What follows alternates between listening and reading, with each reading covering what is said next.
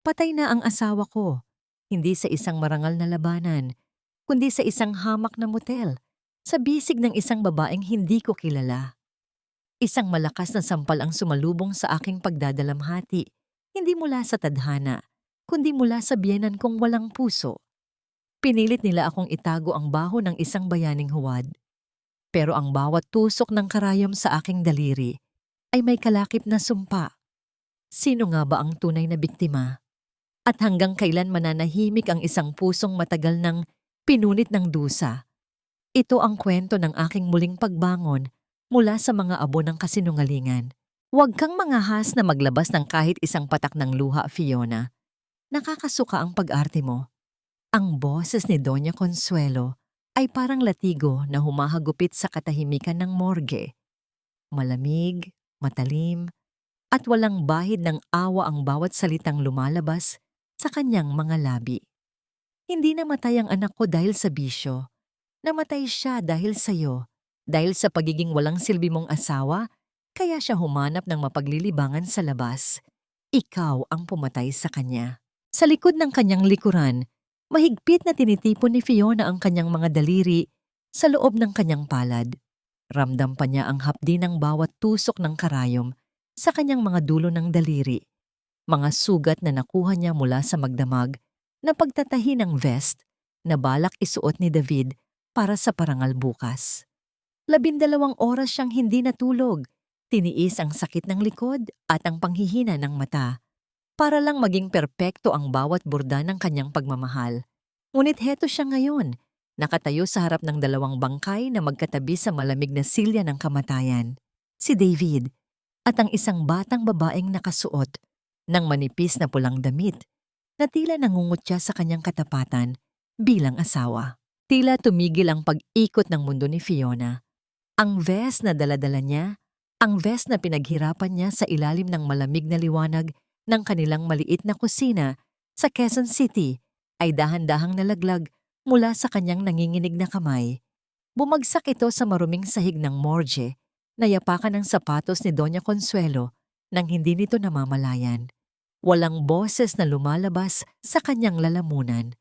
Parang may kung anong malaking bara na pumipigil sa kanyang paghinga, isang bigat na hindi kayang ihinga ng malalim. Ang kanyang paningin ay nagsimulang lumabo, hindi dahil sa luha, kundi dahil sa matinding hilo na dulot ng katotohanang mas masakit pa sa anumang sampal. Ang bawat pangako ni David, ang bawat pagsasabing siya lang ang tanging babae sa buhay nito, ay tila mga lason na ngayon ay unti-unting sumisira sa kanyang buong pagkatao. Ang amoy ng pormalina at ang lamig ng aircon sa silid ay tila nanunuot sa kanyang mga buto. Pinanood niya ang kanyang biyenan na ilabas ang isang folder mula sa mamahaling bag nito. Walang bakas ng pagdadalamhati sa mukha ng matanda. Tanging galit at determinasyon na protektahan ang kanilang pangalan. Pipirma ka sa dokumentong ito, Fiona. Sasabihin mo sa media at sa kapulisan na namatay si David habang tinutupad ang kanyang tungkulin. Isang bayani ang anak ko at hindi ko hahayaang madungisan ang pangalan ng mga Del Fiero nang dahil sa isang hamak na babaeng katulad mo. Huwag mong sisirain ang pangalan ng pamilyang ito. Kung hindi, titiyakin kong magsisisi ka kung bakit ka pa isinilang sa mundong ito. Naiwang nakatayo si Fiona sa gitna ng malamig na silid, tinitignan ng vest na dati ay simbolo ng kanyang katapatan, ngunit ngayon ay isa na lamang basahan sa paanan ng isang malaking kasinungalingan. Ang bawat hibla ng sinulid na kanyang itinahi ay tila naging mga kadena na lalong nagpapatindi sa kanyang pagkakagapos. Hanggang kailan mo kayang tahiin ang isang pusong sadyang pinunit ng paulit-ulit? Hanggang kailan magiging sapat ang katahimikan para sa isang kaluluwang unti-unti nang nilalamon ng dilim at kawalan ng pag-asa? Ayusin mo ang iyong mukha, Fiona. Huwag kang magmukhang kawawa sa harap ng mga kamera. Isipin mo ang dangal ng mga Del Fiero, hindi ang iyong sarili. Ang tinig ni Doña Consuelo ay tila isang utos na nagmumula sa kailaliman ng isang madilim na hukay, malamig at walang bahid ng pag-aalinlangan. Sa ilalim ng matirik na sikat ng araw sa sementeryo, nakatayo si Fiona na balot ng itim na bilong lace. Ang bigat ng tela ay tila dumadagan sa kanyang dibdib. Mas mabigat pa sa kabaong na dahan-dahang ibinababa sa lupa. Sa paligid niya, ang bango ng mga mamahaling puting liryo at sampagwita ay nakakasuka. Isang halimuyak na nagtatago sa baho ng katotohanang siya lang ang nakakaalam. Habang ang bawat dignitaryo at opisyal ay nagbibigay ng parangal sa kabayanihan ni David, ramdam ni Fiona ang bawat kislap ng mga kamera ng media na tila mga tusok ng karayom sa kanyang balat. Kailangan niyang maging matatag. Kailangan niyang maging ang matapang na byuda na inaasahan ng lahat. Kahit na sa loob niya ay gusto na niyang sumigaw hanggang sa mawalan siya ng hininga. Ang bawat pakikiramay na kanyang tinatanggap ay isang sampal sa kanyang pagkatao. Tuwing may hahawak sa kanyang kamay at magsasabing, napakalaking kawalan ni David. He was a true hero. Parang may laso na dumadaloy sa kanyang mga ugat. Gusto niyang sabihin, namatay siya sa kama ng ibang babae. Ngunit ang bawat sulyap ni Doña Consuelo ay nagpapaalala sa kanya ng invisible na kadenang nakatali sa kanyang leeg. Ang kanyang katahimikan ay binili ng takot at ang kanyang dangal ay isinakripisyo para sa isang huwad na ribulto ng pagkatao ng kanyang asawa. Pagbalik sa mansyon, hindi pa man nakakahubad ng kanyang itim na belo si Fiona, ay hinarap na siya ng kanyang biyenan sa loob ng library. Ibigay mo sa akin ang lahat ng iyong mga passbook at ang natitira mong kinita sa pananahi. Utos ng matanda habang nakatayo sa harap ng malaking portrait ni David. Ang bawat salita ay may dalang bigat ng awtoridad na hindi kayang baliin ni Fiona. Mula ngayon, wala kang hahawakang pera. Ang lahat ng gastusin sa bahay na ito ay ako ang magdedesisyon. Utang mo sa amin ang buhay mo, Fiona. Kung hindi dahil sa pamilyang ito, baka hanggang ngayon ay nagdidildil ka pa rin ng asin sa probinsya. Dahan-dahang inabot ni Fiona ang kanyang maliit na bag, ang tanging bagay na naglalaman ng kanyang pinaghirapan. Nanginginig ang kanyang mga kamay habang inilalapag ang passbook sa mesa. Ito ang perang pinagpuyatan niya sa loob ng maraming taon, ang kanyang exit plan na tila biglang naglaho na parang bula. Hindi lang ang kanyang pera ang kinuha, pati ang kanyang mga gamit sa pananahi, ang kanyang makina, ang kanyang mga gunting, at ang kanyang mga sinulid ay ipinag-utos ni Doña Consuelo na ilipat sa lumang bodega sa likod ng mansyon.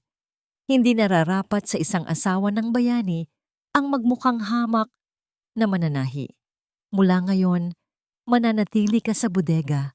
Doon ka nararapat, malayo sa paningin ng mga bisita. Habang hinihila siya ng mga katulong patungo sa madilim at maalikabok na bodega, walang nagawa si Fiona kundi ang yakapin ang sarili. Ang bawat hakbang papalayo sa marangyang bahay ay tila isang hakbang patungo sa sarili niyang libingan. Ang lamig ng semento sa bodega ay nanunuot sa kanyang mga paa at ang amoy ng luma at amag ay pumalit sa bango ng mga liryo. Dito, sa gitna ng mga itinapong gamit, doon lamang niya pinayagan ang kanyang sarili na bumagsak. Ang kanyang mga hikbi ay walang tunog.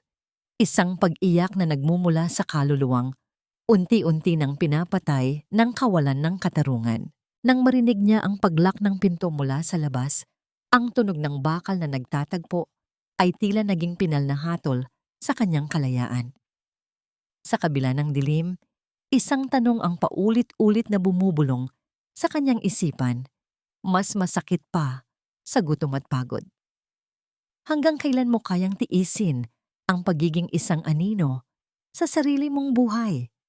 Kung ang bawat pintuan ay nakasara na, mayroon pa kayang natitirang butas ng karayom kung saan maaaring dumaan ang liwanag ng pag-asa o tuluyan na siyang mabubulok sa ilalim ng bigat ng utang na loob na kailanman ay hindi niya ginusto? Hindi ka pwedeng manatiling tuyot at walang silbi, Fiona. Kailangan mong maging kapaki-pakinabang sa pamilyang ito kahit man lang sa huling pagkakataon. Ang boses ni Doña Consuelo ay tila isang hatol na walang puwang para sa pag-apila habang nakasakay sila sa loob ng mamahaling sasakyan. Sa gitna ng siksikan at mausok na kalsada, dinala ni Doña Consuelo si Fiona sa isang gusaling walang pangalan sa isang tahimik na sulok ng syudad. Ang puti at malamig na pasilyo ng klinika ay tila sumasakal sa kanyang paghinga. Ang amoy ng gamot at malinis na kemikal ay lalong nagpatindi sa kaba sa kanyang dibdib.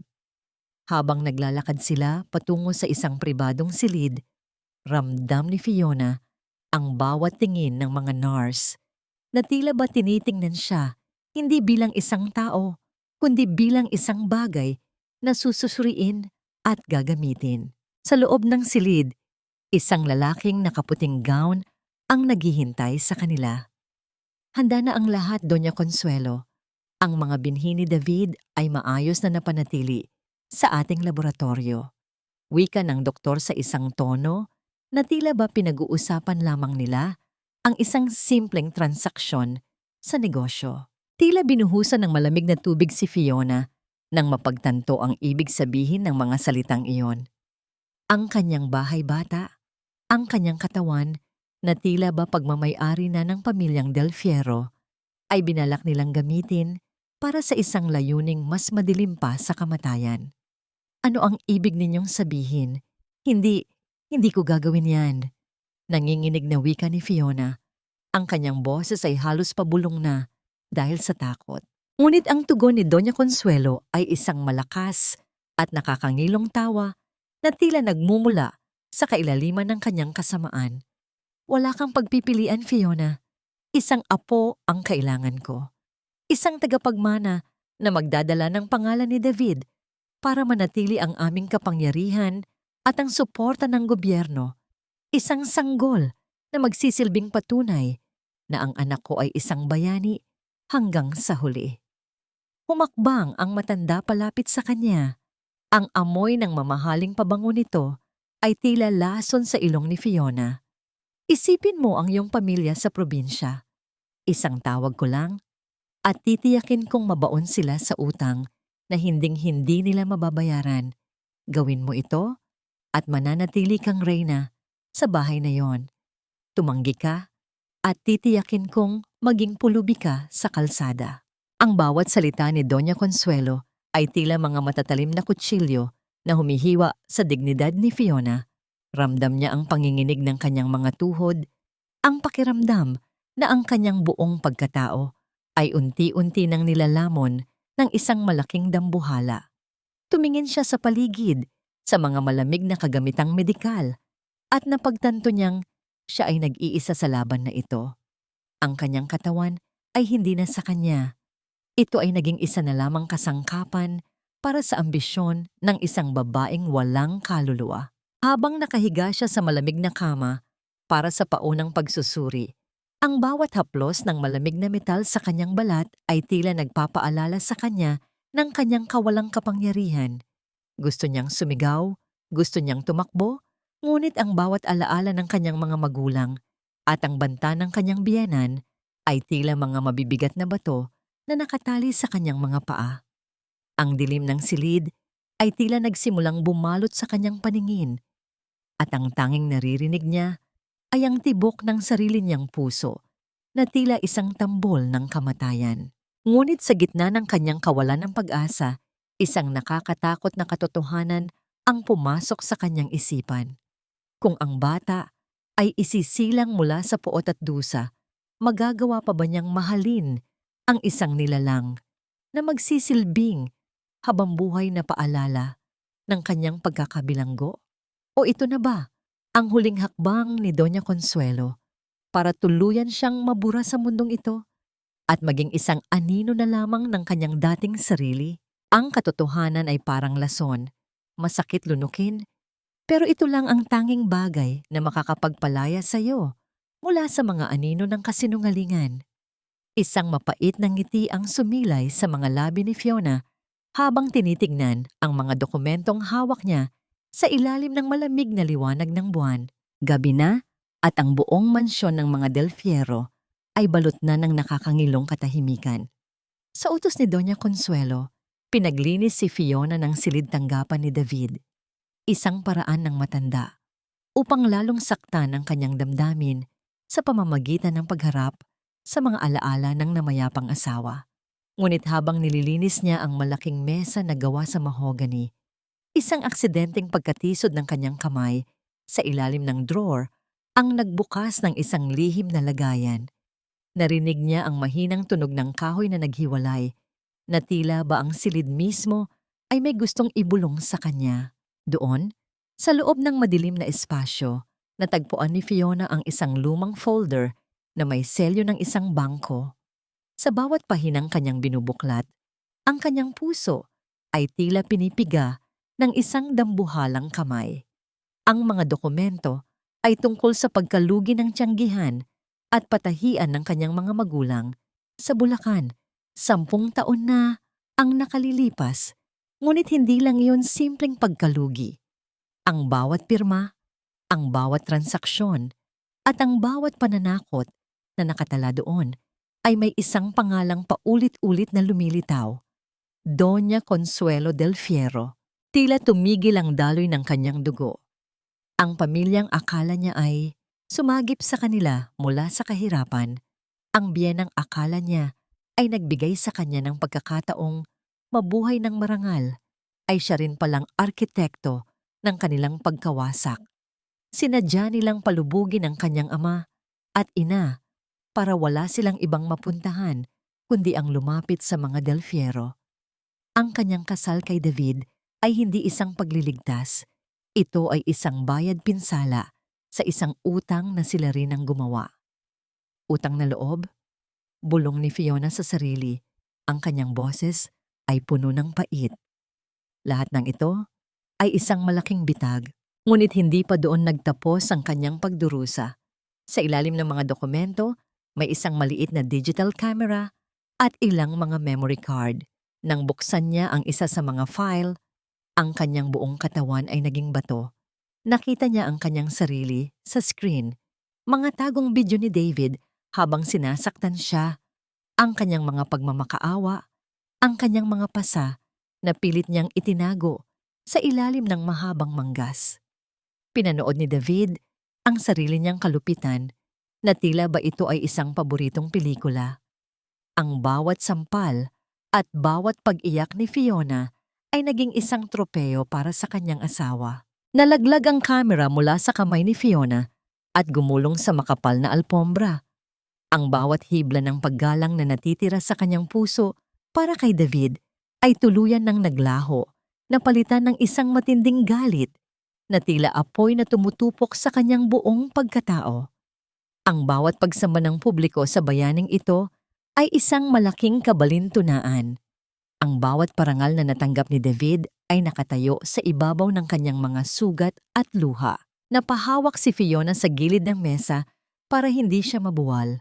Ang kanyang paningin ay nagdilim, hindi dahil sa kawalan ng liwanag, kundi dahil sa bigat ng katotohanang pasan-pasan niya ngayon. Wala na ang takot, ang dating maamong mananahi na handang yumuko sa bawat hagupit ng tadhana ay unti-unti nang namamatay sa loob niya. Sa kanyang isipan, isang bagong balangkas ang nabubuo, isang burda na hindi gawa sa sinulid at karayom, kundi sa galit at katarungang matagal nang ipinagkait sa kanya. Habang naririnig niya ang yabag ng mga paa ng gwardya sa labas ng pintuan, mabilis niyang itinago ang mga dokumento sa loob ng kanyang damit. Ramdam niya ang talim ng papel sa kanyang balat, isang paalala na ang kanyang laban ay nagsisimula pa lamang.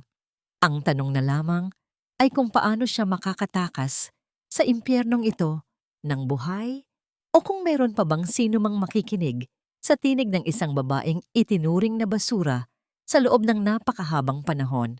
Wala nang halaga ang mabuhay sa mundong ito kung ang bawat hininga mo ay pag-aari na ng iba.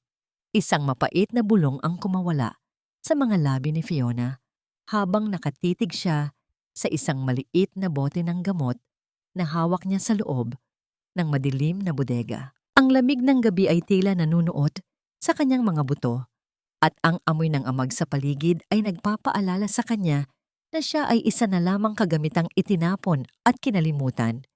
Hawak niya ang mga ebidensya ng pagtatraidor ni Doña Consuelo, ngunit ano ang magagawa ng mga papel na ito laban sa isang dambuhalang kapangyarihan?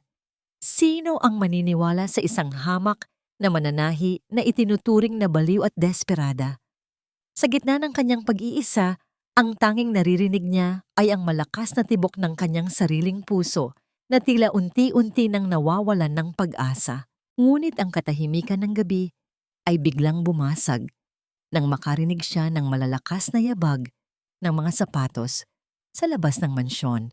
Hindi ito ang karaniwang marahan at maingat na lakad ng mga katulong, kundi ang mabibigat at determinadong hakbang ng isang taong may dalang awtoridad. Narinig ni Fiona ang pagtatalo sa malaking gate, ang boses ng mga gwardya na tila ba pinipigilan ang isang hindi inaasahang bisita.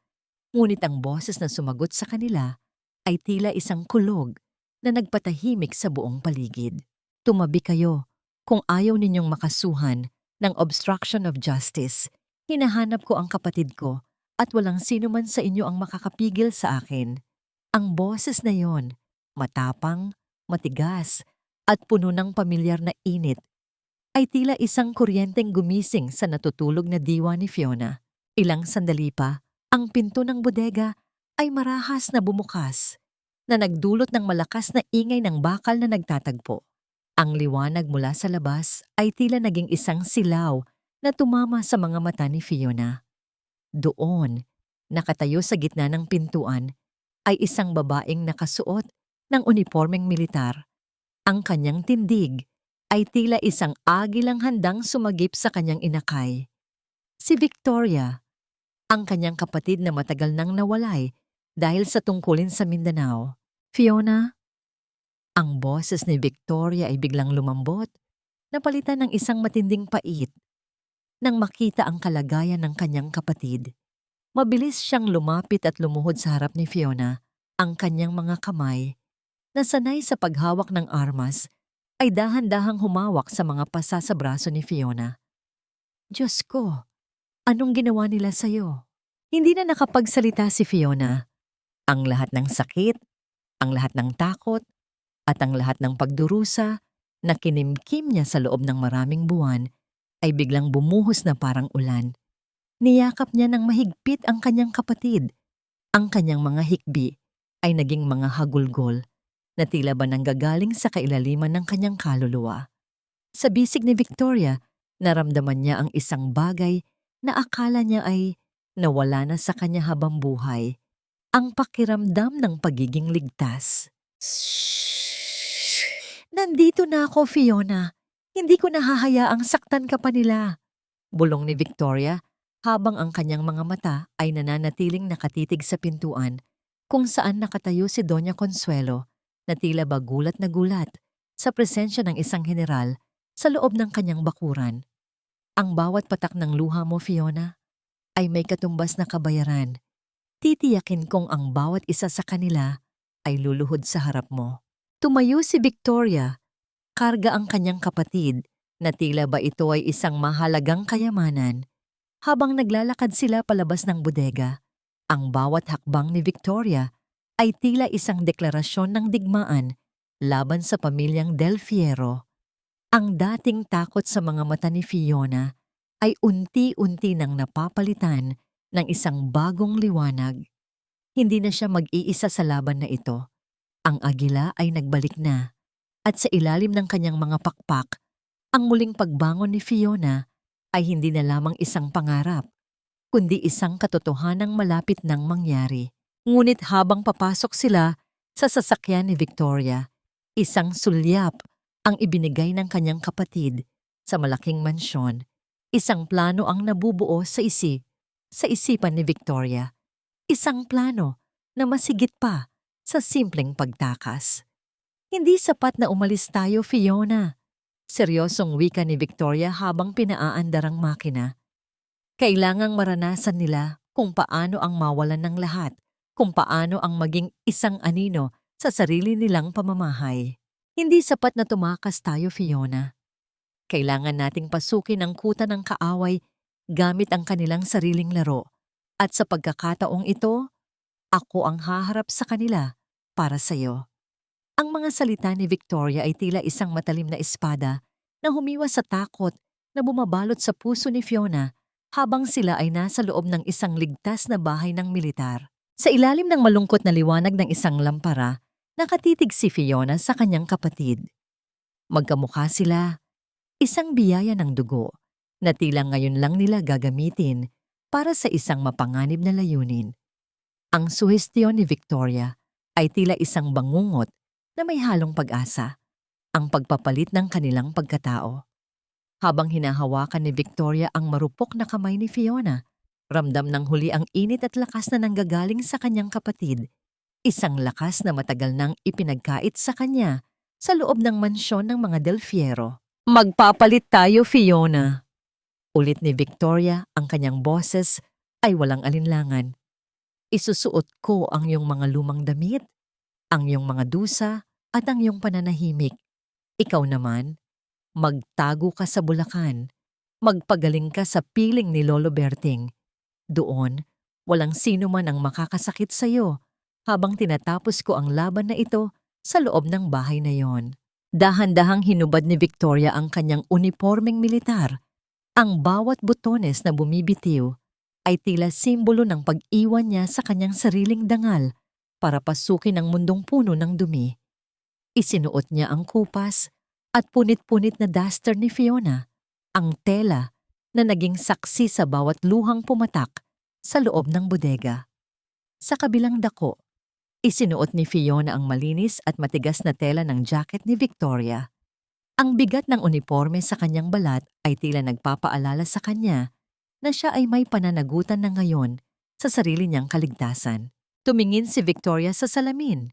Ang matapang na opisyal ay unti-unti nang nawawala. Napapalitan ng isang babaeng mukhang talunan, mukhang api, at mukhang takot. Ang imahe ni Fiona na binuo ni Doña Consuelo. Tandaan mo, Fiona, bulong ni Victoria habang inaayos ang kanyang buhok para magmukhang magulo at walang buhay. Ang bawat sampal na matatanggap ko ay hindi para sa akin, kundi para sa pagtitipon ng ebidensya. Ang bawat pangungutya nila ay itatala ko sa aking puso hanggang sa dumating ang araw ng paniningil. Isang mahigpit na yakap ang huling namagitan sa dalawang magkapatid.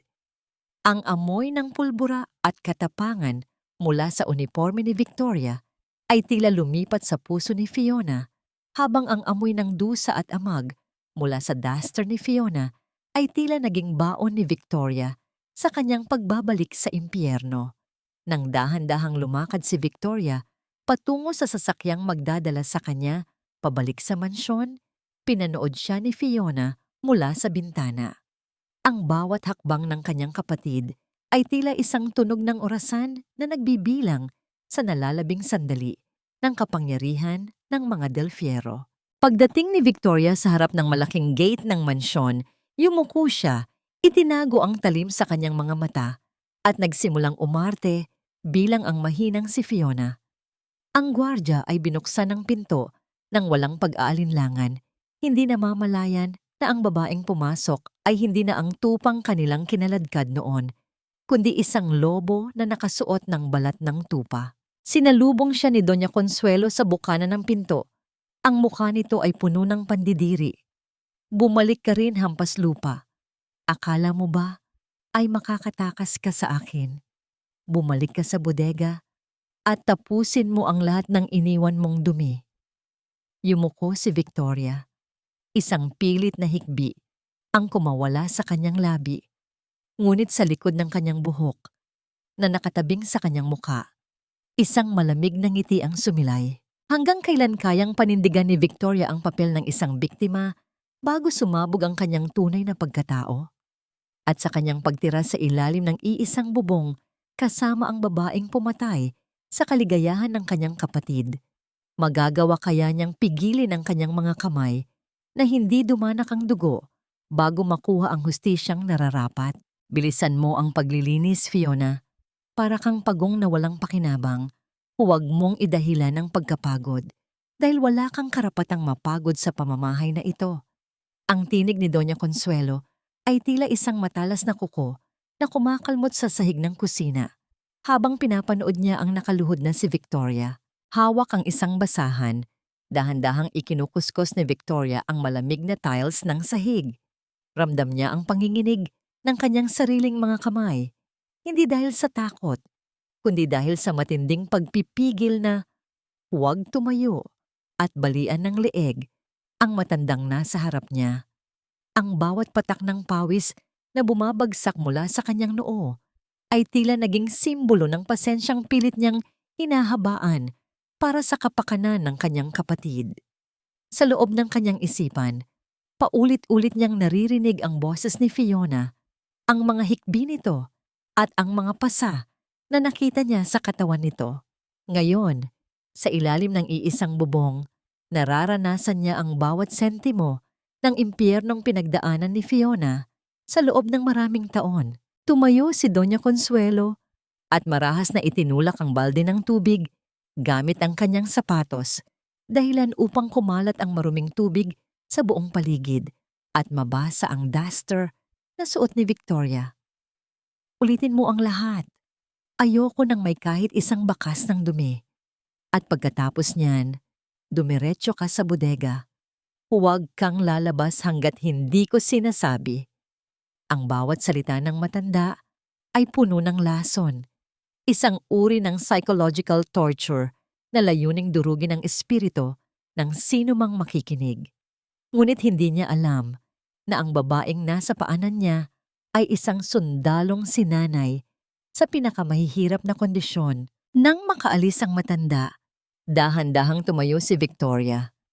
Tumingin siya sa paligid, sinisiguradong walang nakakakita sa kanya. Sa loob ng kanyang basang duster, may nakatagong isang maliit at manipis na recording device. Mabilis niyang idinikit ito sa ilalim ng hapagkainan kung saan madalas makipag-usap si Doña Consuelo sa kanyang mga kasabwat. Ang bawat kilos ni Victoria ay kalkulado, walang ingay at puno ng kasanayan. Habang nagpupunas siya ng sahig, ang kanyang mga mata ay tila mga radar na nagmamasid sa bawat sulok ng mansyon. Hinahanap ang mga butas sa seguridad at ang mga lihim na itinatago ng pamilyang ito. Ramdam niya ang bigat ng utang na loob na palaging ibinabato ni Doña Consuelo. Ito ang tanikalang nakagapos kay Fiona, ang moral na pagkakautang na ginamit para gawin itong alipin. Ngunit para kay Victoria, ang utang na ito ay wala ng saysay mula ng malamang ang mga Del Fierro mismo ang sumira sa buhay ng kanilang mga magulang. Ang katarungan ay hindi nakukuha sa pagpapakumbaba, kundi sa paglalantad ng katotohanang pilit ibinabaon sa limot. Pagdating ng gabi, habang nakakulong siya sa madilim na bodega, inilabas ni Victoria ang isang maliit na earpiece. Narinig niya ang boses ni Doña Consuelo mula sa kanyang itinanim na recorder. Ang matanda ay may kausap sa telepono at ang usapan ay tungkol sa isang malaking halaga ng pera na galing sa kaban ng bayan, ang pondo na dapat ay para sa mga pamilya ng mga namatay na sundalo, ngunit napupunta lamang sa bulsa ng mga Del Fierro. Ang bawat salita ng matanda ay tila isang kumpirmasyon ng lahat ng hinala ni Victoria. Siguraduhin mong walang maiiwang ebidensya at ang babaeng iyon, si Fiona, kailangang matapos na ang proseso sa klinika sa susunod na linggo. Kapag nakuha na natin ang tagapagmana, wala na siyang silbi sa atin. Ang tinig ni Doña Consuelo ay tila isang malamig na hangin na nagpataas ng balahibo ni Victoria. Nakahiga sa malamig na semento, tinitigan ni Victoria ang kisame ng bodega. Ang kanyang kamao ay mahigpit na nakatikom hanggang sa bumaon ang kanyang mga kuko sa kanyang palad. Hanggang kailan pa kayang magpanggap ni Victoria bago niya tuluyang maisagawa ang kanyang plano? At sa gitna ng panganib na kanyang kinakaharap, paano kung may isang taong makatuklas sa kanyang tunay na pagkakakilanlan bago pa niya mailantad ang kabuuan ng baho ng pamilyang Del Fiero. Ang bawat segundong lumilipas sa loob ng mansyong ito ay tila isang ticking time bomb na anumang sandali ay maaaring sumabog at bumago sa tadhana nilang lahat. Ay, Ang mga kamay na dating kayang humabi ng mga pangarap, ngayon ay hindi na kayang humawak kahit ng isang maliit na karayom. Isang mapait na buntong hininga ang kumawala kay Fiona habang nakatitig sa kanyang nanginginig na mga daliri sa loob ng maliit na talyer ni Lolo Berting sa Bulacan. Dito, sa gitna ng amoy ng lumang tela at almirol, dapat sana ay nararamdaman ni Fiona ang kapayapaan.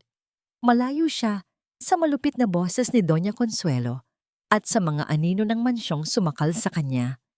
Ngunit kahit anong layo ng kanyang narating, ang bawat kislap ng metal ng karayom ay tila nagpapaalala sa kanya ng mga gabing pilit siyang pinagtatrabaho ni David hanggang sa magdugo ang kanyang mga kuko. Sinubukan niyang ipasok ang sinulid sa butas ng karayom, ngunit sa tuwing lalapit ito, tila bumabalik ang imahe ng mukha ni David sa morgue. Ang kanyang puso ay nagsimulang tumibok ng mabilis at ang kanyang paningin ay nagdilim hanggang sa mabitawan niya ang kagamitan. Narinig ni Fiona ang marahang yabag ng sapatos sa sahig na kahoy. Hindi ito ang mabigat na hakbang ng mga gwardya, kundi ang banayad at maingat na kilos ni Leo, ang kasamahan ni Victoria na nakatalagang magbantay sa kanya. Huwag mong pilitin, Fiona. Ang mga sugat sa balat ay mabilis maghilom, pero ang mga sugat sa kaluluwa ay nangangailangan ng panahon at pasensya. Wika ni Leo habang inilalapag ang isang basong tubig sa kanyang tabi. Ang kanyang boses ay tila isang mainit na kumot sa gitna ng malamig na gabi. Dahan-dahang hinawakan ni Leo ang balikat ni Fiona. Isang maliit na kilos, ngunit nagdulot ito ng kakaibang kuryente sa puso ng babae. Sa loob ng maraming taon, ang bawat hawak sa kanya ay may kasamang pananakit o panggagamit. Ngunit sa haplos ni Leo, tanging paggalang at pagkalinga ang kanyang naramdaman. Tumingin si Fiona sa mga mata ng lalaki at doon ay nakita niya ang isang liwanag na matagal na niyang kinalimutan, ang pag-asa na maaari pa siyang mahalin ng walang kapalit. Pumasok si Lolo Berting sa silid. Bit-bit ang isang lumang kahon na gawa sa nara. Ang kanyang mga mata ay puno ng lungkot habang nakatingin sa anak ng kanyang matalik na kaibigan. Fiona, bago pumanaw ang iyong ama, may iniwan siyang lihim sa akin. Sabi niya, ibigay ko lamang ito sa iyo kapag handa ka na. Dahan-dahang binuksan ng matanda ang kahon at sa loob nito ay may isang kupas na liham at isang maliit na susi na may kakaibang ukit. Ang susi na yan ay magbubukas sa isang lihim na vault sa ilalim ng lumang patahian ninyo sa bayan. Paliwanag ni Lolo Berting, ang kanyang boses ay nanginginig sa emosyon. Doon itinago ng iyong ama ang tunay na mga dokumento ng inyong ari-arian bago pa man ito nakawin ng mga Del Fiero. Hindi sila nalugi dahil sa malas. Fiona, sila ay ninakawan ng pagkakataon ng mga taong akala ninyo ay kaibigan. Nanginig ang mga kamay ni Fiona habang hinahawakan ng susi. Ang bigat ng katotohanan ito ay tila isang bagong pasanin na dagan sa kanyang balikat. Hindi lang pala buhay niya ang ninakaw ng mga Del Fiero, kundi pati ang dangal at pinaghirapan ng kanyang mga magulang. Ang katarungang hinahanap ni Victoria sa mansyon ay may katuwang na katotohanang nakabaon dito sa Bulacan. Habang nakatitig si Fiona sa susi, isang malakas na tunog ng busina ng sasakyan ang narinig mula sa labas ng bakuran. Isang itim na sasakyan ang huminto sa harap ng bahay ni Lolo Berting at ang mga taong bumaba rito ay hindi mukhang mga kaibigan. Sino ang nakatuklas sa kanyang kinaroroonan? At ang susi bang hawak niya ay magiging daan sa kanyang kalayaan? O ito ang magiging mitya ng isang bagong panganib na hinding-hindi niya inaasahan? Ang takot ay isang aninong sumusunod sa iyo kahit sa gitna ng liwanag. Ngunit ang tapang ay ang pagharap sa aninong yon kahit nanginginig ang iyong mga tuhod. Isang mahigpit na hawak sa susi, ang ginawa ni Fiona habang nakasilip sa siwang ng bintana ng bahay ni Lolo Berting. Ang tunog ng pagbukas ng pinto ng sasakyan sa labas ay tila isang babala ng paparating na bagyo. Mabilis na kumilos si Leo. Hinawakan niya ang braso ni Fiona at iginiya ito patungo sa isang madilim na sulok sa likod ng mga salansan ng tela. "Huwag kang gagawa ng anumang ingay, Fiona. Ako ang bahala sa kanila," bulong ni Leo. Ang kanyang boses ay kalmado, ngunit may talim ng isang sundalong handa sa labanan. 3 lalaking nakabarong ang pumasok sa bakuran. Hindi sila mukhang mga karaniwang bisita. Ang kanilang mga kilos ay kalkulado at ang kanilang mga mata ay tila naghahanap ng biktima. "Nasaan ang babaeng dinala rito kagabi?" tanong ng isa sa mga lalaki. Ang kanyang boses ay puno ng kayabangan na nagmumula sa kapangyarihan ng kanyang pinaglilingkuran. Siya si Attorney Salvador, ang tapat na aso ni Doña Consuelo na namamahala sa lahat ng maruruming transaksyon ng pamilya. "Wala kaming kilalang babae rito, Ginoo. Isang matandang mananahi lamang ako na nagtatrabaho ng tahimik," sagot ni Lolo Berting. Pilit na pinapatatag ang kanyang boses sa kabila ng kaba. Ngunit hindi naniwala si Salvador. Inutusan niya ang kanyang mga tauhan na pasukin ang bahay. Narinig ni Fiona ang mabibigat na hakbang sa sahig na kahoy, ang tunog ng mga kagamitang itinutumba, at ang pagbukas ng mga aparador. Bawat segundong lumilipas ay tila isang taon para sa kanya. Ang kanyang hininga ay pigil. Ang kanyang puso ay tila gustong kumawala sa kanyang dibdib. Sa gitna ng kaguluhan, isang malakas na tunog ng pagbagsak ng mga tela ang narinig. Nakita ng isang tauhan ang dulo ng damit ni Fiona. Ngunit bago pa man ito makalapit, mabilis na humarang si Leo. Ang sino mang lalampas sa linyang ito ay haharap sa batas ng militar. "Umalis na kayo bago ko gamitin ang aking awtoridad," mariing wika ni Leo habang ipinapakita ang kanyang badge. Ang tensyon sa pagitan ng mga tauhan ni Salvador at ni Leo ay tila isang kuryenteng bumabalot sa buong silid. Matapos ang ilang sandali ng nakakangilong katahimikan, nagpasya si Salvador na umatras. Ngunit bago umalis, nag-iwan siya ng isang babalang hindi malilimutan ni Fiona.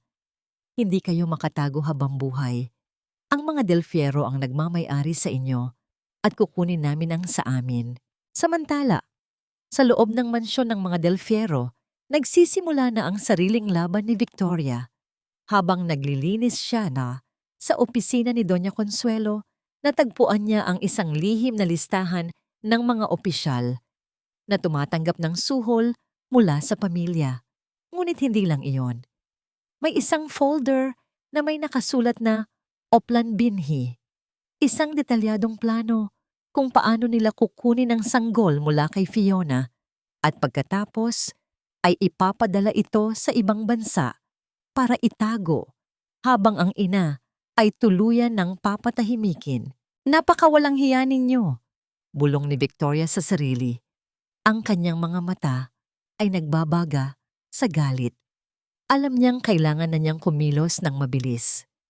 Ngunit habang tinitignan niya ang folder, narinig niya ang pag-ikot ng doorknob ng opisina. Walang oras para magtago ng maayos. Mabilis siyang bumalik sa kanyang posisyon bilang nagpupunas ng sahig. Pumasok si Doña Consuelo kasama ang isang babaeng nakasuot ng uniforme ng nurse. "Handa na ba ang lahat para sa procedures sa Lunes? Ayoko ng anumang palpak. Kailangang matapos ito bago malaman ng kahit sino ang totoo tungkol sa pagkamatay ni David," wika ng matanda. Tumingin ang matanda sa direksyon ni Victoria. "At ikaw, Fiona, maghanda ka. Dahil sa Lunes, sisiguraduhin kong hindi ka na kailanman makakaalis sa mundong binuo ko para sa'yo." Naiwang nanginginig si Victoria, hindi sa takot, kundi sa galit. Ang Lunes ay 3 araw na lang mula ngayon. Ang oras ay unti-unti nang nauubos. Sa kabila ng panganib, may isang tanong na gumugulo sa kanya. Saan nanggagaling ang lakas ng loob ni Doña Consuelo? At sino ang misteryosong tao Nakausap niya sa telepono na tila ba mas mataas pa ang kapangyarihan kaysa sa kanya. May mas malalim pa palang ugat ang kasamaang ito at ang bawat hakbang ni na Victoria at Fiona ay tila ba sinusubaybayan ng isang aninong hindi nila nakikita. Ito, sapat na ang maraming taon na ikaw ang nagsilbing tagatahi ng buhay ng iba, Fiona. Hayaan mong sa pagkakataong ito, ako naman ang magsilbing kalasag mo. Ang boses ni Leo ay tila isang malumanay na agos ng tubig na nagpapakalma sa nanginginig na kalamnan ni Fiona habang sila ay nakaupo sa ilalim ng matatandang puno ng mangga sa likod ng bahay ni Lolo Berting. Malamig ang simoy ng hangin sa Bulacan ngayong gabi. Isang uri ng lamig na hindi nakakakilabot kundi nakakapagbigay ng kapanatagan. Dahan-dahang inayos ni Leo ang suot na jacket ni Fiona. Ang kanyang mga daliri ay bahagyang dumampi sa balikat ng babae. Isang hawak na puno ng pag-iingat. Tila ba natatakot siyang mabasag ang marupok na damdamin nito. Sa gitna ng dilim, nagtagpo ang kanilang mga mata.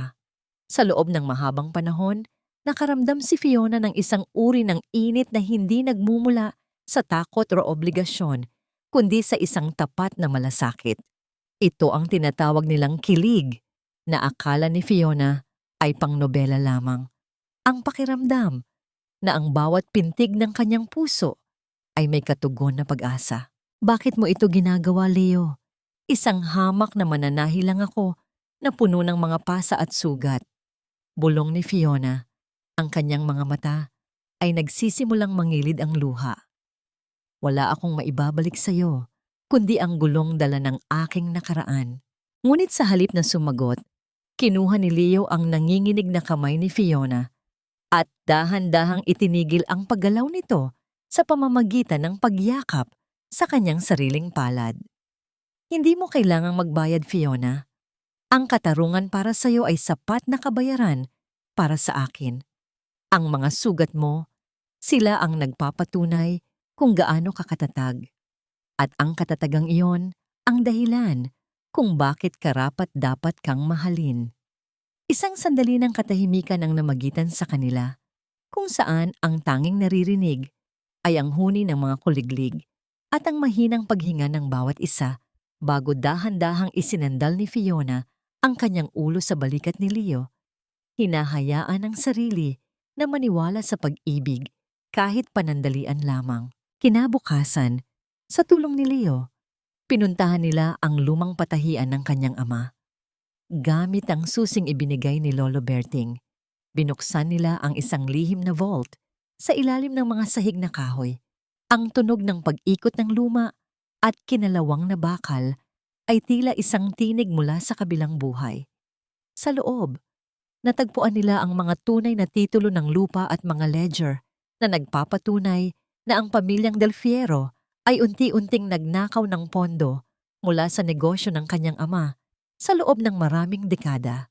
Ito ang huling piraso ng puzzle, ang motibo kung bakit siya kailangang pakasalan ni David para tuluyan ng maibaon ang krimeng ito.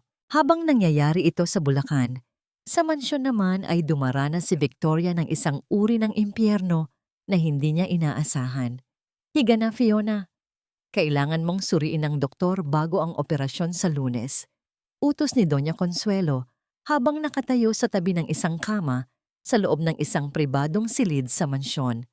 Ang bawat haplos ng nurse sa kanyang tiyan para sa ultrasound ay tila isang paglapastangan sa kanyang pagkatao. Kailangan niyang magpigil, kailangang manatiling tahimik ang kanyang galit. Ngunit sa bawat sulyap ng matanda, ramdam ni Victoria ang panganib.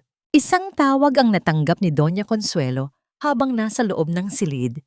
"O Ninong, handa na ang lahat. Sa Lunes, ang bata ang magiging susi natin para sa susunod na eleksyon. Wala nang makakapigil sa atin," wika ng matanda sa telepono. Nanginig ang puso ni Victoria. Ninong, sino ang makapangyarihang tao na ito na nasa likod ng mga Del Fiero?" At habang dahan-dahang lumalabas si Doña Consuelo sa silid, isang hindi inaasahang pangyayari ang naganap. Isang maliit na litrato Ang nahulog mula sa pitaka ng matanda, isang litrato ni Victoria noong siya ay nasa akademya, militar pa lamang na may markang pulang X. Alam na ba nila? Ang bawat hakbang ba ni Victoria ay isa na lamang bitag na sadyang inihanda para sa kanya? At sa Bulacan, habang hawak ni Fiona ang ebidensya ng kanilang pagkawasak, mapoprotektahan ba siya ni Leo kapag dumating na ang mga anino ng nakaraan na handang pumatay para lamang manatiling lihim ang katotohanan? Hindi ka marunong magtago, Victoria. Kahit anong dumi ang ipahid mo sa iyong muka, ang mata ng isang sundalo ay hindi kailanman magsisinungaling. Ang boses ni Doña Consuelo ay tila isang malalamig na patak ng ulan na tumatama sa batok ni Victoria habang ang huli ay nakatalikod at nag-aayos ng mga bulaklak sa florera. Tila tumigil ang pagtibok ng puso ni Victoria. Ang bawat kalamnan sa kanyang katawan na sinanay sa loob ng maraming taon sa pakikipaglaban ay biglang nanigas. Dahan-dahan niyang ibinaba ang hawak na rosas. Ang mga tinik nito ay bumaon sa kanyang palad, ngunit hindi niya naramdaman ang hapdi. Ang kanyang hininga ay naging mababaw at ang katahimikan sa loob ng sala ay naging mas lalong nakakangilo. Dahan-dahan siyang humarap, pilit na pinapanatili ang maamong mukha ni Fiona, ngunit ang kanyang mga mata ay hindi na makaiwas sa matalim na titig ng matanda. Nakatayo si Doña Consuelo sa gitna ng silid. Hawak ang litratong may pulang X. Isang mapait na ngiti ang nakapinta sa kanyang mga labi. Isang nanangiti ng tagumpay. Akala mo ba ay ganoon ako kadaling malinlang na ang isang general na katulad mo ay pwedeng magpanggap na isang hamak na mananahi sa loob ng aking pamamahay nang hindi ko nararamdaman ang panganib? Mula nang pumasok ka sa gate na yan, alam ko nang hindi ikaw ang duwag na si Fiona. Humakbang ang matanda palapit. Ang bawat tunog ng kanyang takong sa sahig na marmol ay tila isang pagbilang ng nalalabing sandali ni Victoria. Nasaan ang iyong kapatid? Nasaan ang totoong Fiona? Tanong ni Doña Consuelo. Ang boses ay puno ng pait. Huwag mong subukan ang pasensya ko, Victoria. Dahil sa isang kumpas ng aking kamay, ang bawat sundalong pinagkakatiwalaan mo ay maaring tumalikod sa iyo. Naramdaman ni Victoria ang tuyong lalamunan. Ang kanyang isipan ay mabilis na nag-iisip ng paraan, ngunit ang presensya ng dalawang armadong gwardya na biglang lumitaw sa likod ng matanda ay nagpahiwatig na siya ay nasa isang bitag. Gayunpaman, sa halip na sumuko, dahan-dahang tumayo ng tuwid si Victoria. Ang kanyang balikat ay bumuka. Ang kanyang paningin ay naging kasing talim ng isang agila. At ang kanyang tinig ay hindi na ang mahinang bulong ni Fiona, kundi ang boses ng isang pinuno. Kung alam mo na ang totoo, bakit hinayaan mo pa akong manatili? Bakit mo hinayaang itanim ko ang mga recorder sa iyong opisina? Isang malakas na tawa ang kumawala kay Doña Consuelo. Dahil gusto kong makita kung hanggang saan ang hangganan ng iyong katangahan. Ang mga recorder na yon, lahat ng narinig mo ay isang palabas lamang, Victoria. Isang sadyang impormasyon para madala ka sa kinaroroonan ng ninong. Ang matanda ay lumingon sa pintuan nang bumukas ito ng malakas. Isang lalaki ang pumasok. Isang lalaking may suot na unipormeng puno ng mga medalya. Ang taong tinitingala ni Victoria sa akademya, ang kanyang mentor, si General Arturo. Ang kanyang muka ay walang emosyon, ngunit ang kanyang presensya ay tila isang madilim na ulap na bumalot sa buong mansyon. Victoria, anak, wika ni Arturo sa isang malalim at nakakanginig na boses. Maling panig ang pinili mo. Hindi mo dapat pinakialaman ang negosyo ng mga Del Fierro. Tila gumuho ang mundo ni Victoria. Ang taong akala niya ay katuwang niya sa katarungan ay siya palang ninong na nagpoprotekta sa kasamaan ng kanyang biyenan.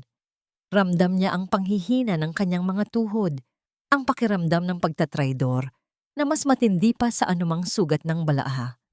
Sa gitna ng kanyang pagkabigla, Mabilis siyang pinalibutan ng mga tauhan ni Arturo. Habang iginigaya siya palayo, narinig ni Victoria ang huling utos ni Doña Consuelo. Hanapin ang totoong Fiona sa Bulacan. Patayin ang sino mang kasama niya at dalhin ang babae rito. Tapusin na natin ang larong ito bago sumikat ang araw bukas. Naiwang nakatali si Victoria sa loob ng isang silid sa basement. Ang kanyang isipan ay puno ng takot para sa kanyang kapatid. Paano niya babalaan si Fiona? Paano sila makakatakas sa isang kapangyarihan na abot hanggang sa pinakamataas na sangay ng gobyerno? Ang orasan ay patuloy na tumatakbo at ang bawat segundong lumilipas ay tila isang hakbang patungo sa kanilang katapusan. Ang pinakamasakit na sugat ay hindi nagmumula sa bala ng kaaway, kundi sa pagtataksil ng taong itinuring mong ama at gabay.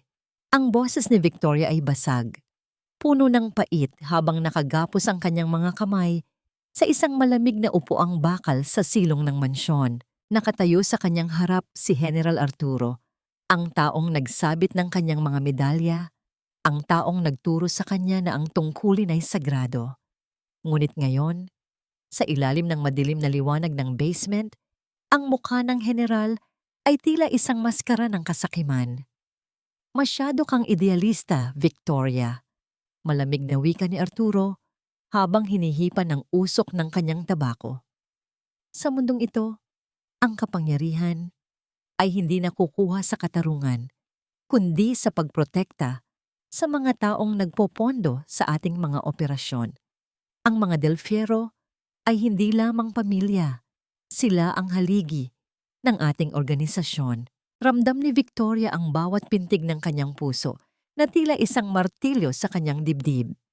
Ang bawat sakripisyo niya sa Mindanao, ang bawat gabing hindi siya natulog para sa bayan, ay tila naging abo sa harap ng katotohanang ang kanyang pinuno ay katuwang sa pagpatay sa dangal ng kanyang kapatid.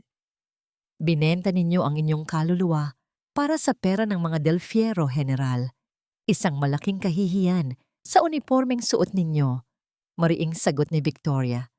Kahit na naramdaman niya ang isang malakas na sampal mula sa isa sa mga tauhan ng general na nagdulot ng pananakit sa kanyang panga at pag-agos ng dugo sa gilid ng kanyang labi. Samantala, sa Bulacan, ang katahimikan ng gabi ay biglang nabulabog ng tunog ng mabibilis na gulong ng sasakyan na huminto sa harap ng bahay ni Lolo Berting. Nakaupo si Fiona sa tapat ng vault, hawak ang mga dokumento ng kanyang ama, nang marinig niya ang malakas na pagbukas ng gate. Ang liwanag ng mga headlight ay tumama sa mga bintana, na tila mga mata ng mga dambuhala na naghahanap ng biktima. "Fiona! Sa likod! Takbo!" Sigaw ni Leo habang mabilis na kinukuha ang kanyang armas. Ngunit huli na ang lahat. Ang bawat pintuan at bintana ay napalibutan na ng mga tauhan ni Salvador.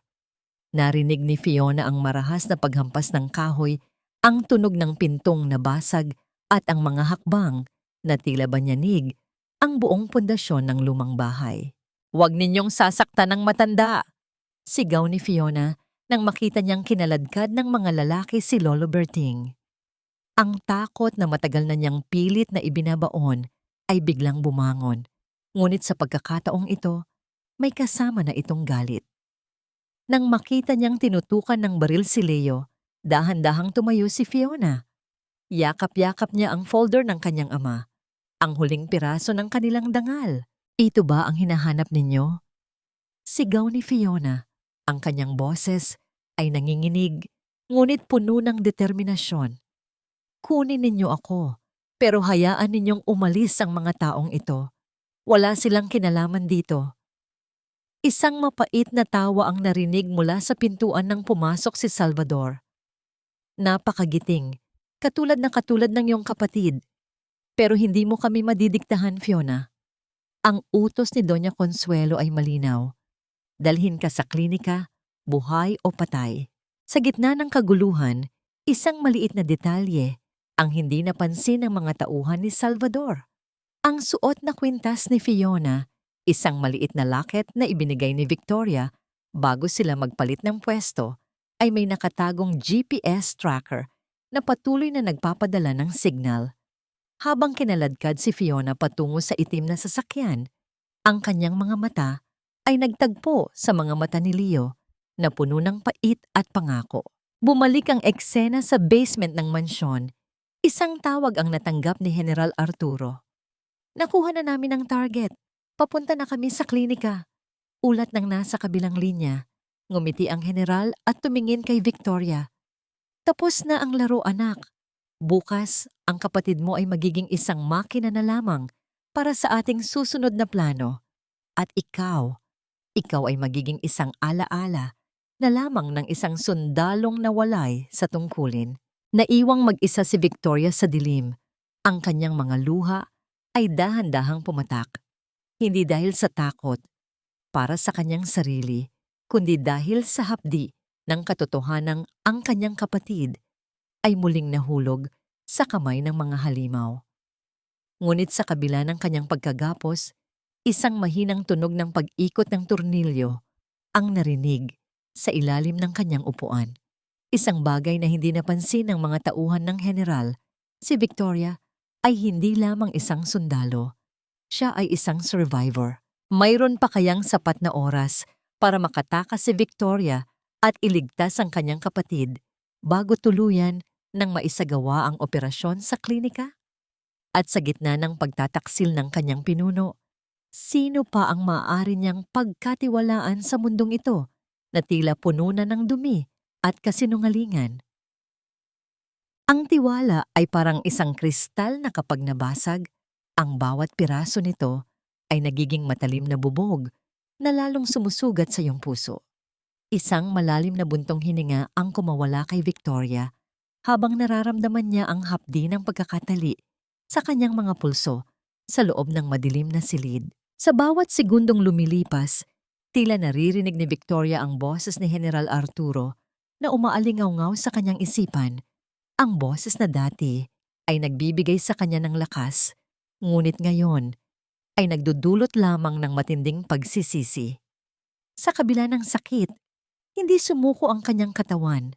Gamit ang isang maliit na piraso ng bakal na nakuha niya mula sa ilalim ng upuan, dahan-dahan niyang kiniskis ang lubid na nakagapos sa kanya.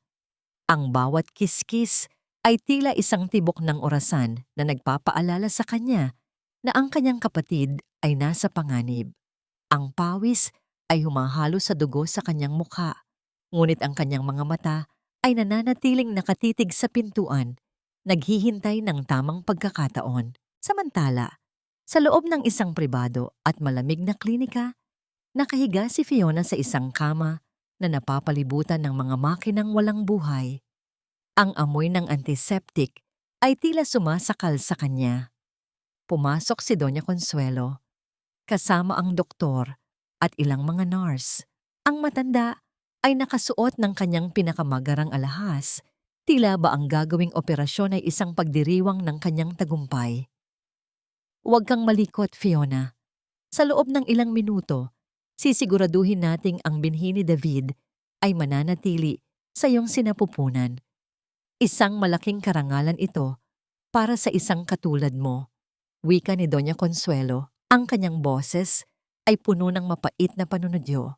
Tumingin si Fiona sa kisame.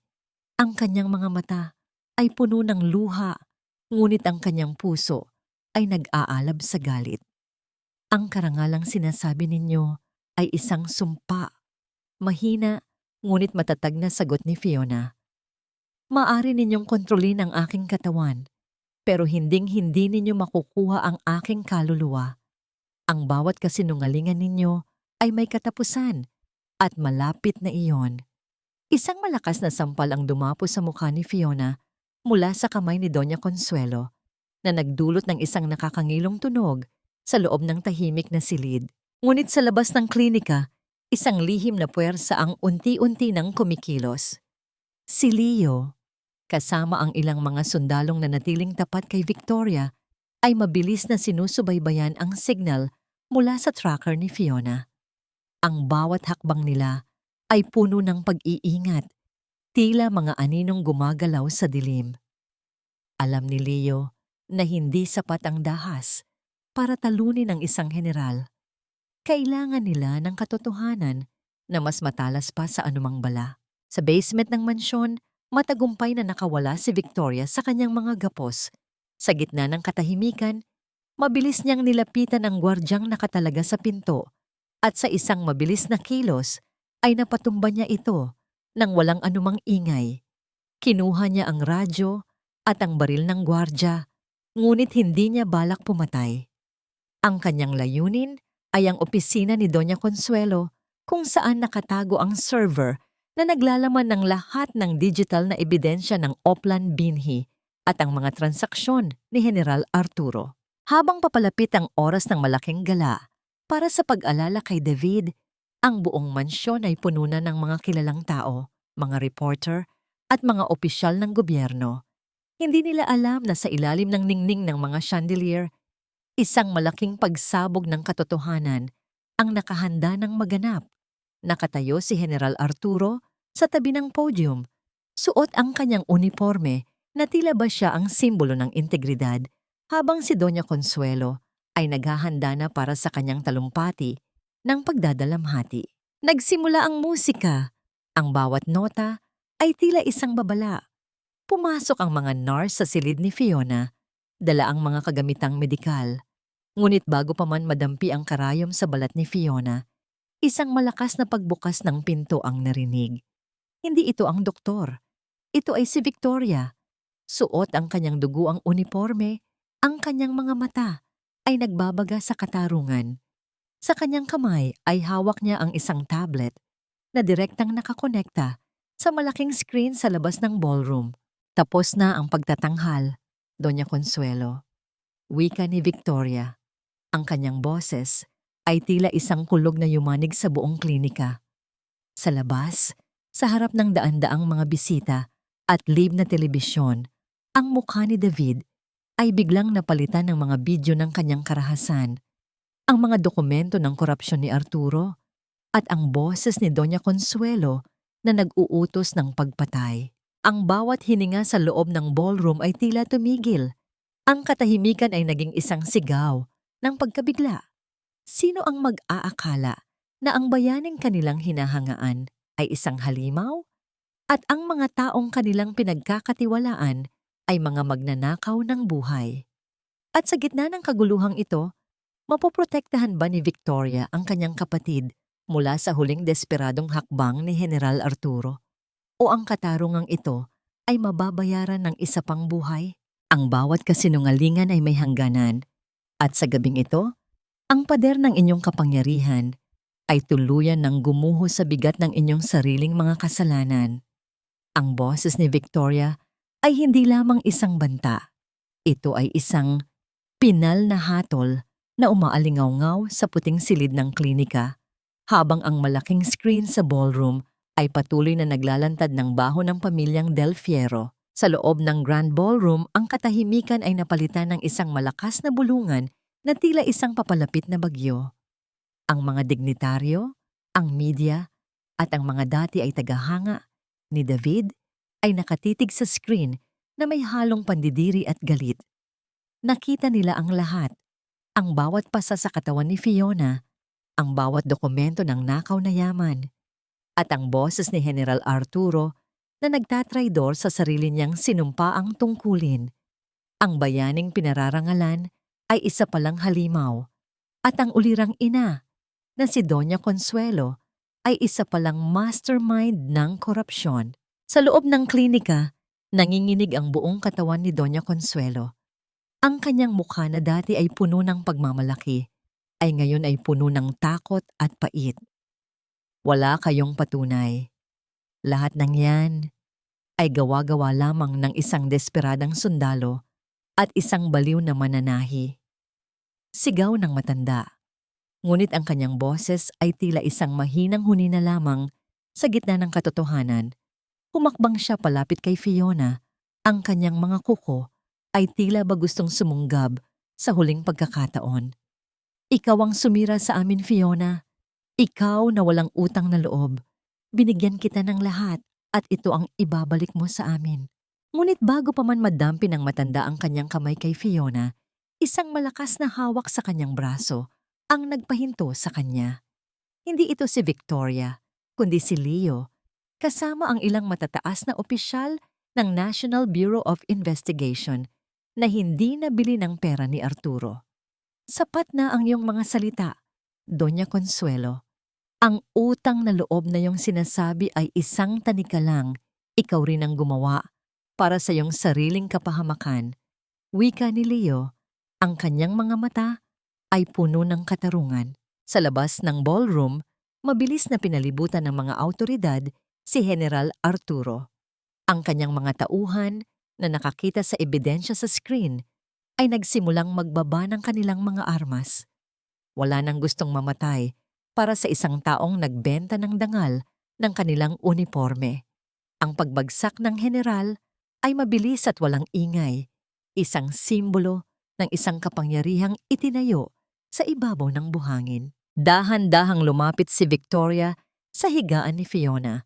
Pinutol niya ang mga tali sa kamay ng kanyang kapatid, hindi gamit ang kutsilyo, kundi sa pamamagitan ng pagkalas sa bawat buhol ng dusa na naggapos sa kanila sa loob ng napakahabang panahon.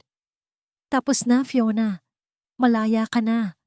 Bulong ni Victoria habang niyayakap ang kanyang kapatid. Ang bawat luhang pumatak mula sa mga mata ni Fiona ay hindi na luha ng takot, kundi luha ng isang pusong muling nabuo. Kinaladkad palabas ng klinika si Doña Consuelo. Ang kanyang mga mamahaling alahas ay tila naging mga mabibigat na pabigat sa kanyang leeg habang kinukunan siya ng mga litrato ng media na dati ay kanyang binabayaran para sa magagandang balita. Ang bawat flash ng kamera ay tila isang sampal ng katotohanan sa kanyang mukha. Wala nang gabi ng parangal, tanging gabi ng paniningil na lamang ang natira. Habang naglalakad sina Fiona at Victoria palabas ng gusali, sinalubong sila ng malamig na hangin ng madaling araw. Tumingin si Fiona sa langit at nakita niya ang unang sinag ng araw na unti-unting pumapawi sa dilim. Ang mansyon ng mga Del Fierro, ang dating kuta ng kanilang pagdurusa, ay malayo na sa kanyang paningin. Ngayon ay balot na ng mga dilaw na tape ng mga pulis bilang tanda ng krimen. Nakatayo sa tabi niya si Leo, tahimik na nagbabantay. Hawak ni Fiona ang kamay ng kanyang kapatid. Ramdam ang tibok ng isang bagong simula. Ang bawat hibla ng kanyang buhay na pinunit ng iba ay dahan-dahan na niyang tatahiin muli.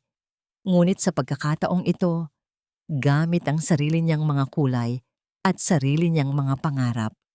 Ngunit sa likod ng tagumpay na ito, ano ang susunod na kabanata para sa isang babaeng nanggaling sa impyerno? At sapat na ba ang pagkabilanggo ng kanyang mga kaaway para tuluyan ng mawala ang mga sugat sa kanyang kaluluwa?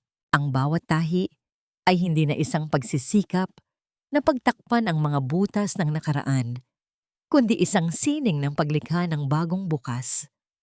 Isang banayad na ngiti ang sumilay sa mga labi ni Fiona habang pinagmamasdan niya ang maliit na signboard sa labas ng kanyang bagong talyer, ang bagong burda. Narito siya sa isang tahimik na bayan sa Bulacan, malayo sa mausok na ingay ng Quezon City at sa mga malamig na pader ng mansyon ng mga Del Fierro.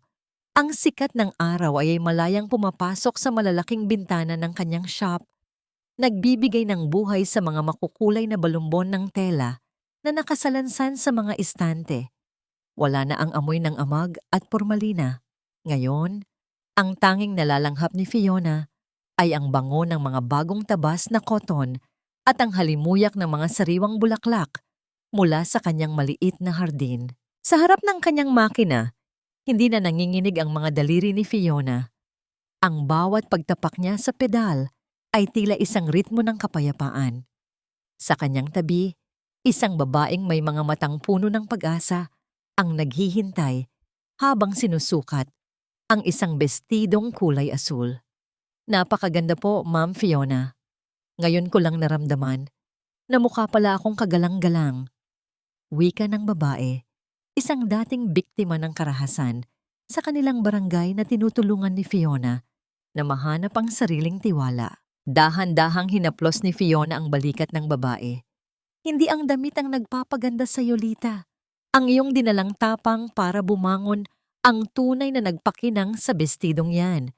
Tugon ni Fiona sa isang malambot na tinig. Para kay Fiona, ang tiyanggihan na ito ay hindi lamang negosyo. Ito ay isang santuwaryo para sa mga pusong pinunit ng tadhana, isang lugar kung saan ang bawat hibla ng sinulid ay nagsisilbing gamot sa mga sugat ng kaluluwa. Narinig ni Fiona ang marahang pagbukas ng pinto at ang tunog ng isang pamilyar na yabag. Pumasok si Victoria. Hindi na suot ang kanyang unipormeng militar na puno ng medalya, kundi isang simpleng puting blusa na nagpapakita ng kanyang pagiging malaya mula sa bigat ng tungkulin. Mukhang abala ang pinakasikat na mananahi sa Bulacan. Biro ni Victoria habang niyayakap ang kanyang kapatid. Sa likod niya, nakatayo si Leo. May dalang isang basket ng mga sariwang prutas at isang tingin na puno pa rin ng tapat na pag-ibig para kay Fiona. Umupo ang tatlo sa isang maliit na mesa sa sulok. Balita ko, pinal na ang hatol kay Doña Consuelo at General Arturo. Seryosong wika ni Victoria, habang buhay na pagkabilanggo. Wala nang makakasakit sa atin, Fiona.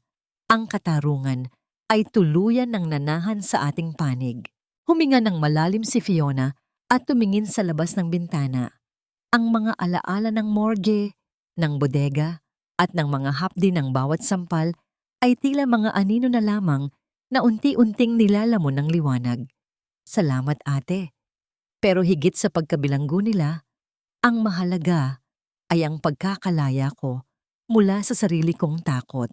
Wika ni Fiona habang tinititigan ang kanyang sariling refleksyon sa salamin. Ang kanyang buhok ay maikli na ngayon, isang simbolo ng pagtanggal sa lahat ng bigat na kanyang pinasan. Habang palubog na ang araw, inihatid ni Fiona sina Victoria at Leo sa pintuan. Nangako si Leo na babalik kinabukasan para tulungan siyang magayos ng mga bagong dating nakagamitan. Sa bawat sulyap at haplos ni Leo, ramdam ni Fiona na ang pag-ibig ay hindi na isang tanikala, kundi isang pakpak na nagtuturo sa kanya kung paano muling lumipad. Naiwang mag-isa si Fiona sa loob ng kanyang shop. Kinuha niya ang isang pirasong tela at sinimulang burdahin ang isang maliit na imahe ng isang agilang lumilipad sa gitna ng mga bulaklak. Ito ang kanyang kwento. Isang sining na mula sa pagkawasak ay nakalikha ng isang obra maestra.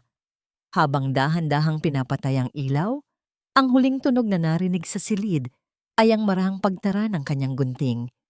Isang tunog ng pagtatapos ng isang kabanata at ang simula ng isang walang hanggang kapayapaan. Ngunit bago pa man siya tuluyang lumabas, may isang estrangherong kumatok sa kanyang pinto. Isang babaeng may dalang lumang litrato ng kanyang ama. Mayroon pa bang bahagi ng nakaraan na hindi pa ganap na natatahi? O ito na ang huling piraso ng katotohanang kukumpleto sa kanyang pagkatao? Ang bawat paglubog ng araw ay hindi na tanda ng pagtatapos ng pag-asa, kundi isang pangako ng panibagong simula na mas maliwanag at mas malaya. Isang taon na ang lumipas, mula nang gumuho ang kuta ng mga Del Fierro, at sa loob ng panahong iyon, ang lupang dinilig ng mga luha ni Fiona ay tinubuan ng mga mabulaklak na pangarap. Sa harap ng kanyang talyer sa Bulacan, nakaupo si Fiona habang pinagmamasdan ang mga batang naglalaro sa kalsada.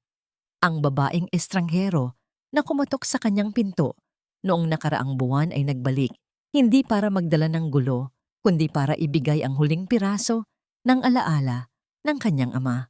Siya ay si Aling Marta, ang dating katiwala ng kanyang tatay na nagtago ng isang huling liham bago ang sapilitang pag-agaw ng mga Del Fierro sa kanilang ari-arian. Sa liham na yon, isinulat ng kanyang ama ang mga salitang naging angkla ni Fiona sa kanyang paghilom. Anak, ang tunay na yaman ay hindi nasa titulo ng lupa, kundi nasa linis ng iyong konsensya at tibay ng iyong paninindigan. Huwag kang matatakot lumaban dahil ang katotohanan ang siyang magtatahi sa iyong sugatang dangal. Napangiti si Fiona Habang hinahaplos ang papel, nagawa na ba niyang magpatawad? Sa loob ng kanyang puso, alam ni Fiona na ang pagpatawad ay hindi nangangahulugang paglimot sa kasamaan ni na Doña Consuelo. Pinatawad niya ang kanyang sarili sa pagiging mahina noon at pinalaya niya ang kanyang puso mula sa gapos ng puot para hindi na siya maging katulad ng mga taong nanakit sa kanya. Ang katahimikang tinatamasa niya ngayon ay ang kalinaw na matagal niyang ipinagkait sa kanyang sarili. Hindi na siya ang biktima.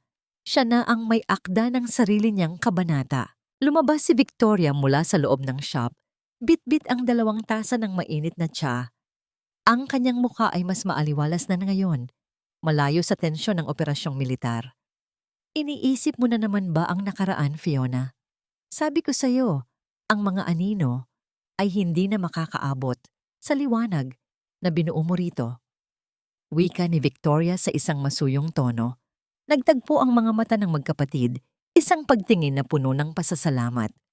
Ang kanilang ugnayan ay naging mas matibay pa sa anumang sinulid. Isang pagsasama na sinubok ng apoy, ngunit lumabas na mas makinang pa sa ginto. Dumating si Leo. Dala ang mga bulaklak na paborito ni Fiona. Dahan-dahan niyang inilagay ang kanyang kamay sa ibabaw ng kamay ni Fiona. Isang haplos na puno ng pangako at pag-iingat. Handa ka na ba para sa ating paglalakad sa Pampang? Tanong ni Leo. Tumango si Fiona at dahan-dahang isinandal ang kanyang ulo sa balikat ng lalaki. Sa sandaling iyon, naramdaman ni Fiona ang tunay na kahulugan ng kilig. Isang payapang kaligayahan na hindi kailangang magmadali. Isang pag-ibig na nagpapahintulot sa kanya na huminga ng malalim ng walang takot. Habang naglalakad ang tatlo patungo sa dalampasigan, ang tunog ng hangin sa mga dahon ng kawayan ay tila isang musikang bumabalot sa kanilang paligid. Ang buhay ni Fiona ay parang isang burda. May mga bahaging punit, may mga tahi na hindi pantay, at may mga kulay na madilim. Ngunit sa huli, ang bawat tusok ng karayom at bawat hibla ng sinulid ay nakabuo ng isang obra maestra ng katatagan. Ang katarungan ay nakamit na, ang mga sugat ay naghilom na, at ang bawat bukas ay puno na ng pag-asa. Ang aral na iniwan ng kanyang kwento sa mga nakikinig ay simple ngunit malalim. Ang pananahimik ay hindi palaging tanda ng kahinaan, ngunit ang paghahanap ng boses sa gitna ng dusa ang tunay na sukatan ng kadakilaan. Walang sinulid na sapat ang ikli para hindi makabuo ng bagong tela, at walang pusong sapat ang pagkawasak para hindi muling makaramdam ng tunay na pag-ibig. Habang dahan-dahang napapawi ang huling tunog ng makina ni Fiona at nangingibabo ang katahimikan ng madaling araw, naway baunin ninyo ang kapayapaang natagpuan niya sa gitna ng kanyang bagong simula. Mga mahal kong tagapakinig, maraming salamat sa inyong pagtitiyaga at pagsama sa akin sa bawat kabanata ng paglalakbay na ito hanggang sa marating natin ang huling istasyon. Bilang inyong lingkod na bumuo sa kwentong ito, nais kong aminin na may mga gabi ring nanginginig ang aking kamay habang isinusulat ang bawat tagpo. Hindi ko malilimutan ang kirot na naramdaman ko nang kailangang harapin ni Fiona ang malamig na sampal ng katotohanan sa loob ng morgue, ang sandaling ang kanyang pag-ibig na itinahi sa bawat hibla ng vest ni David ay tinapak-tapakan lamang ng kawalang hiyaan. Ang bawat salita rito ay hinugot ko mula sa mga tunay na hibla ng buhay na nakikita ko sa paligid, mga kwentong puno ng pasakit ngunit nagtatapos sa tagumpay. Pinaglaanan ko ito ng matinding pag-iisip at damdamin dahil naniniwala akong ang bawat isa sa inyo ay karapat-dapat sa isang kwentong hindi lamang nagbibigay ng libangan, kundi nag-iiwan din ng aral sa puso. Sa inyong palagay, sapat na ba ang naging wakas para kay Fiona? Tama ba ang kanyang naging pasya na iwanan ang lahat at piliin ang tahimik na buhay sa Bulacan sa halip na maghangad pa ng mas matinding paghihiganti? Habang naririnig ninyo ang aking tinig, nais kong malaman, nasaan kayo ngayon? Marahil ay nagtutupi kayo ng mga damit, nagluluto para sa pamilya, o nagpapahinga matapos ang isang mahabang araw ng pagtatrabaho. Ano man ang inyong ginagawa, tandaan ninyo na ang inyong buhay ay tila isang piraso ng tela. Maaaring may mga bahagi itong punit o may mga maling tahi dahil sa mga taong sumira sa inyong tiwala. Ngunit sa huli, kayo ang may hawak ng karayom. Kayo ang may kapangyarihang magburda ng isang bagong obra maestra mula sa inyong mga sugat. Ibahagi ninyo ang inyong mga saloobin o kahit ang inyong sariling mga karanasan sa aming comment section. Nandito kami para makinig at makiramay. Kung naantig ang inyong puso, huwag ninyong kalimutang i-like at i-share ang video na ito para magsilbing inspirasyon sa iba pang mga kababaihang kasalukuyan pang lumalaban sa kanilang sariling dilim. Naway manatiling matatag ang inyong puso at maging malaya ang inyong diwa sa paglikha ng sarili ninyong masayang wakas. Hanggang sa muli nating pagkikita sa susunod na kwento ng buhay at pag-asa. Pamagat ng kwento, ang sirang borda, landas ng paghilom. Lahat ng mga tauhan at sitwasyon sa kwentong ito ay katang-isip lamang na nilikha para sa layuning magbigay ng aliw at maghatid ng positibong mensahe sa ating mga tagapakinig.